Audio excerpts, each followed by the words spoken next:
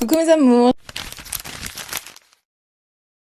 j'espère que vous allez bien. Aujourd'hui on se retrouve pour une toute nouvelle vidéo. Ça faisait extrêmement longtemps que je ne m'étais pas posée pour faire une facecam sur YouTube. Quelle meilleure façon que de revenir sur YouTube pour parler de ce banger qu'est Le Bal des Folles de Victoria Mass. Si vous n'avez pas lu ce livre, vous avez loupé. Ce livre se tient au 19e siècle pour parler de la Salpêtrière. C'était un hôpital psychiatrique où on enfermait les femmes pour des raisons futiles et où les hommes faisaient des expériences sur elles au nom de la science. C'était une sorte de prison à ciel ouvert réservée aux femmes considérées comme des folles. Ou plutôt, on les rendait folles. Une femme battue par son mari, une femme qui a perdu son mari, une femme qui a subi un V. Dans cette histoire, on a deux personnages principaux et deux personnages secondaires, Geneviève et Eugénie. D'un côté, on a Geneviève qui est une infirmière à la Salpêtrière, qui est très austère, très stricte et qui ne croit qu'en la science. Le spirituel et le spiritisme, pour elle, ça n'existe pas. Tout changera le jour où elle rencontrera Eugénie, une femme qui voit les esprits. Et c'est là que l'histoire commence réellement.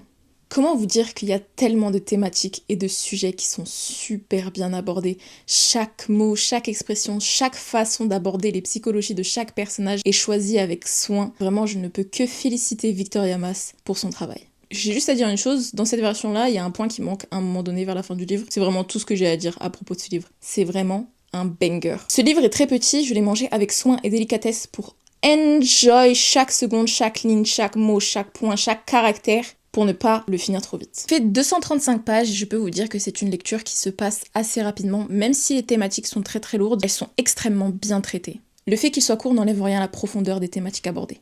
Et en réalité, c'est tout ce que j'ai à dire sur ce livre. Si vous avez une panne de lecture, prenez-le. Si vous cherchez une histoire qui vous touchera profondément et qui est rapide, prenez-le. Si vous avez juste un creux, un moment dans les transports, prenez-le. Je tiens à dire qu'il faut check les trigger warnings, parce que comme je l'ai dit, il y a beaucoup de choses qui se passent dedans, j'applaudis.